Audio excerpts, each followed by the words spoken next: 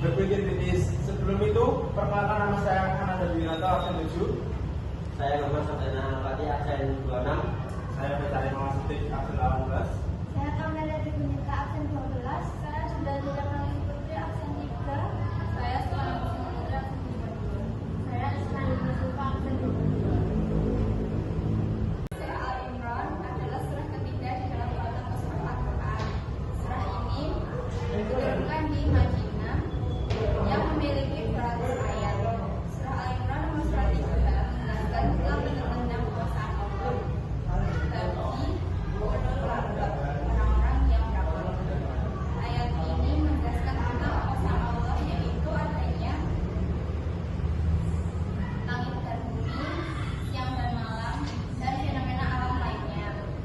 Ayat ini memotivasi manusia agar dapat memikirkan tanda-tanda kekuasaan Allah sehingga dapat menambah keimanan kepada Allah yang sangat menakjubkan, yang menciptakan alam serta isinya.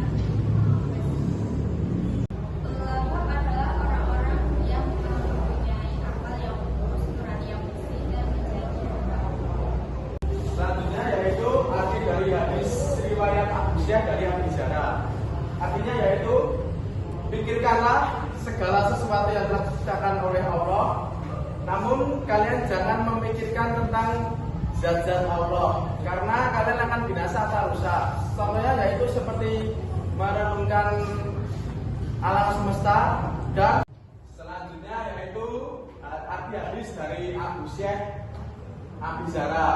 Artinya yaitu, pikirkanlah segala ciptaan Allah, namun janganlah kalian memikirkan tentang zat-zat Allah, karena kalian akan binasa atau rusak. Seperti memikirkan tentang alam semesta dan merenungkan diri sendiri sebagai ciptaan Allah.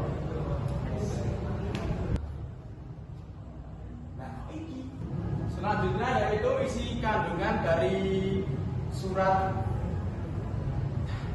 Selanjutnya yaitu isi kandungan hadis tersebut. Satu yaitu Islam mendorong umatnya untuk bertadabbur atau merenungi. Contohnya yaitu merenungi segala ciptaan Allah dan segala isi-isi alam semesta. Yang kedua yaitu berpikir tentang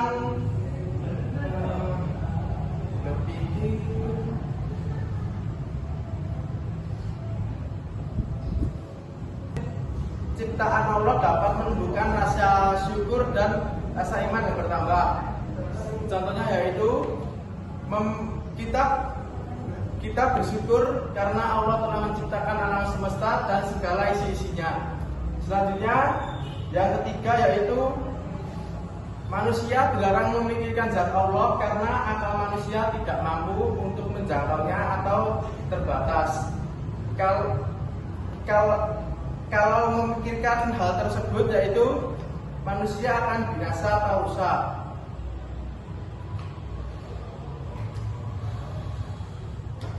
Atas ciptaan Allah.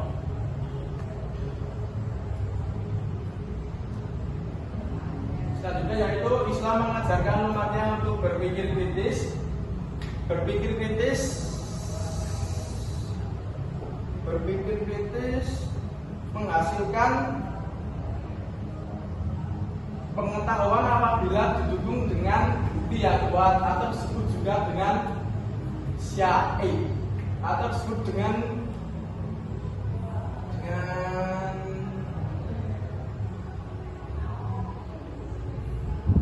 jika bukti lemah disebut juga dengan syak atau ragu. Jika tanpa bukti disebut dengan wam. Terus jika bukti benar-benar salah disebut dengan zat atau dugaan. Berpikir kritis dalam Islam meliputi tentang nazar, memiliki ta'alum,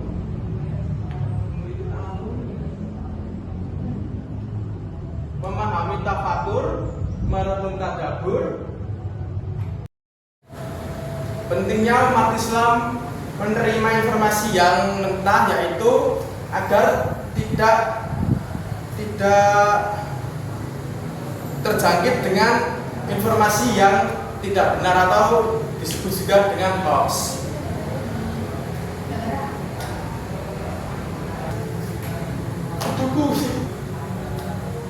Selanjutnya yaitu arti dari Quran surat Al-Isra ayat 17. Artinya yaitu, dan sungguh kami telah memuliakan anak cucu Adam, kami angkut mereka dari darat dan laut, kami beri mereka rezeki yang sebaik-baiknya, dan kami lebihkan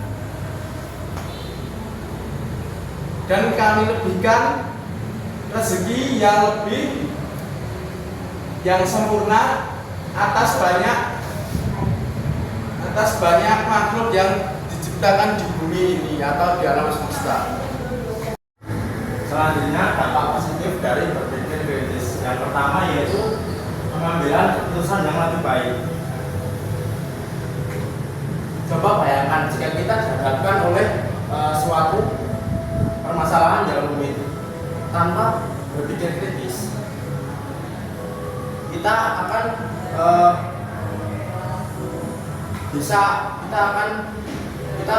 mungkin saja memilih keputusan itu dengan cara yang salah.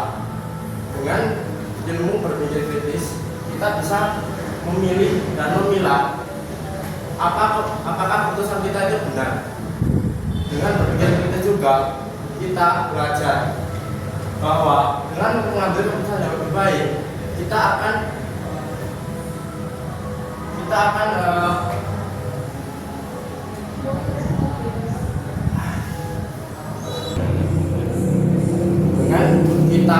bisa belajar dengan kita bisa memilih antara kita bisa belajar memilih dengan rasional dan bisa minim resiko dari pilihan kita tersebut. Selanjutnya penyelesaian masalah yang lebih efektif. Berpikir kritis memungkinkan kita mengidentifikasi akar penyebab dari masalah yang terjadi, bukan hanya gejalanya.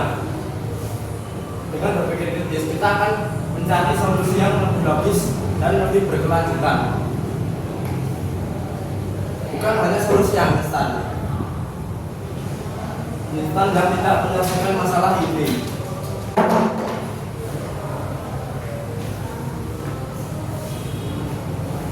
Sebaliknya, kita harus menggunakan pendekatan yang sistematis untuk menguraikan masalah menjadi bagian-bagian kecil dan menganalisis permasalahan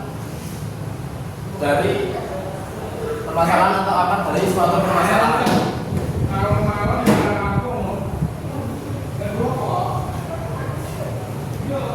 Selanjutnya, dampak negatif dari berpikir kritis. Yang pertama, cenderung terlalu kritis. Jika kita punya prinsip berpikir kritis, mungkin kita akan terlalu kritis mengenai suatu permasalahan atau asumsi dari orang lain, sehingga orang lain merasa kita itu orang yang sangat keras dan tidak bisa menerima kritikan atau pendapat dari orang lain. Mungkin kita akan dibenci oleh orang tersebut karena kita memiliki perilaku yang keras. Yang kedua yaitu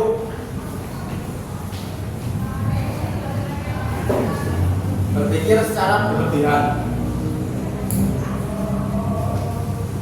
Alih-alih kita memilih menganalisis dengan benar, dengan memilah dan memilih terlalu detail, kita akan merasa keputusan kita itu membuat kita terlalu masuk ke dalam pemilihan yang tidak benar, sehingga kita akan stres, cemas, bahkan kita akan kelelahan mental. Selanjutnya yaitu ciri-ciri orang yang berpikir kritis. Yang pertama yaitu tidak mudah percaya pada informasi tanpa memverifikasi informasinya. Orang yang berpikir kritis tidak akan mudah menerima informasi secara cuma-cuma atau tidak menyerapnya dengan benar. Mungkin dia akan menganalisis dan memverifikasi lebih dalam bahwa apakah informasi itu benar. Kita bisa melihat contoh, yaitu kita saat demo kemarin kita menerima informasi yang tidak benar bahwa mereka akan melakukan demo ke suatu gedung atau tempat pemerintahan. Mereka menyebarkan informasi tidak benar, yaitu melewati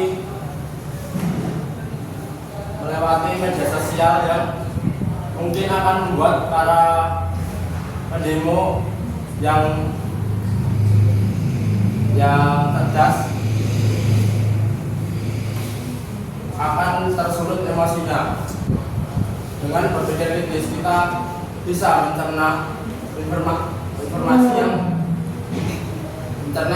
yang lebih baik, sehingga kita tidak terjerumus pada informasi yang tidak benar. Yang kedua yaitu mampu membedakan antara fakta, opini, serta data dengan asumsi. Ini adalah suatu keterampilan. Jika hal ini adalah suatu keterampilan, jika kita mendapatkan informasi, kita akan bisa mencari bahwa informasi ini opini dari seseorang sesuai opini dari seseorang yang datanya bisa kita serap, atau dengan kemampuan tersebut kita bisa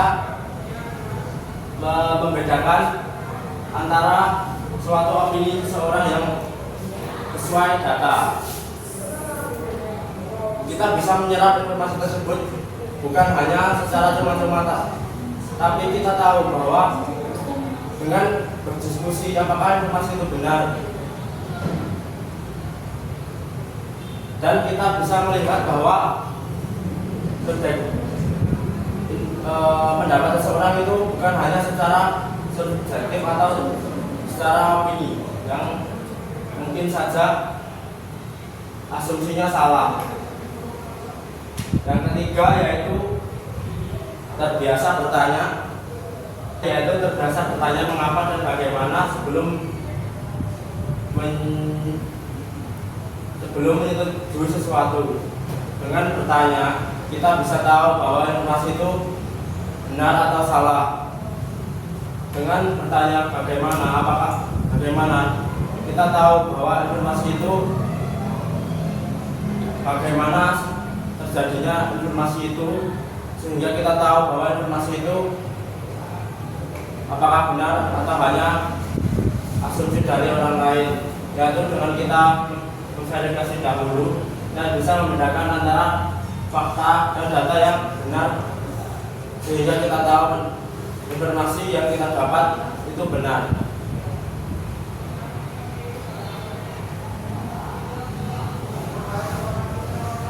Selanjutnya, strategi meningkatkan berpikir kritis. Yang pertama yaitu bertanya dengan mengajukan pertanyaan yang menantang asumsi dan mendorong eksplorasi yang lebih dalam. Dengan kita bertanya mengapa, yaitu mengapa informasi itu benar atau salah. Selanjutnya yaitu apakah sudut pandang dari informasi itu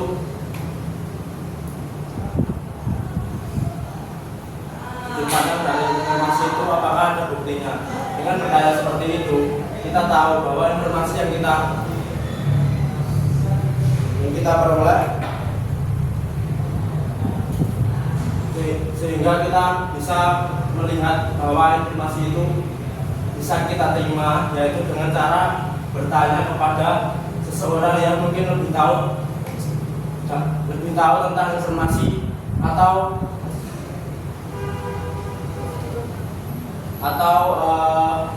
berita yang diberitakan oleh orang lain. Yang kedua yaitu berpikir terbuka, yaitu dengan bersedia mempertimbangkan perspektif dari orang lain dan mengubah berpikir kita berdasarkan bukti baru. Dengan berpikir terbuka, kita bisa tahu bahwa informasi yang kita dapat mungkin saja belum bisa kita terima. Dengan berpikir terbuka, kita tahu bahwa informasi yang kita dapatkan bisa lebih dari sebelumnya yang kita dapatkan. Dengan berpikir terbuka, kita akan bisa menerima informasi dari orang lain secara bebas, dan kita tidak memaksa orang lain untuk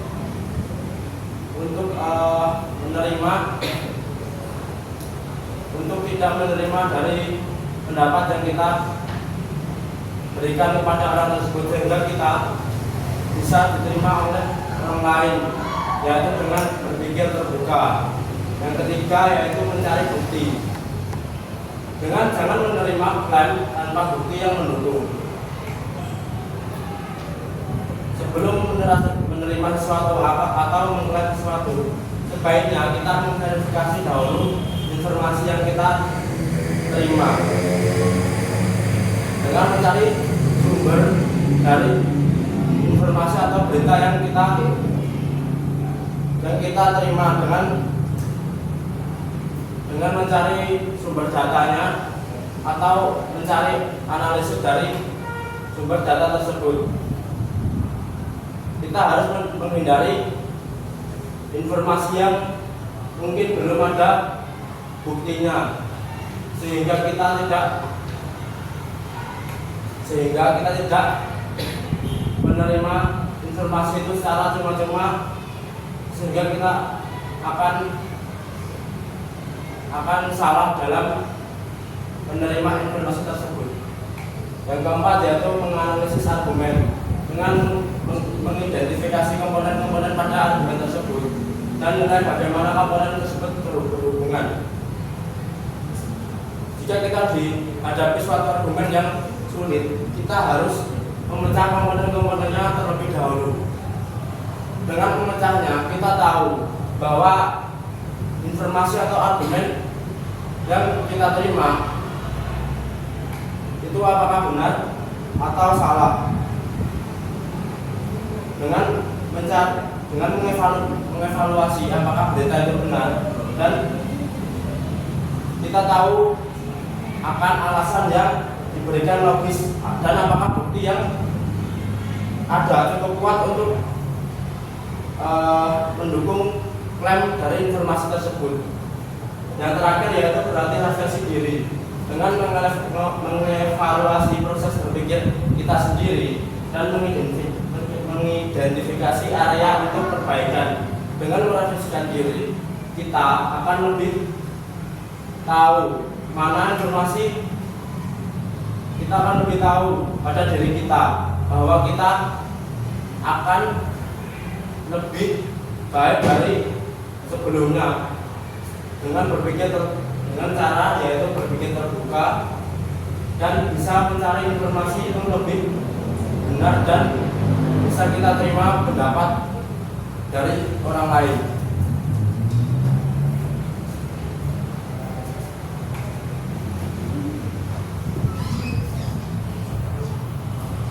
Sekian dari kami. Bila ada salah kata mohon maaf. Wassalamualaikum warahmatullahi wabarakatuh.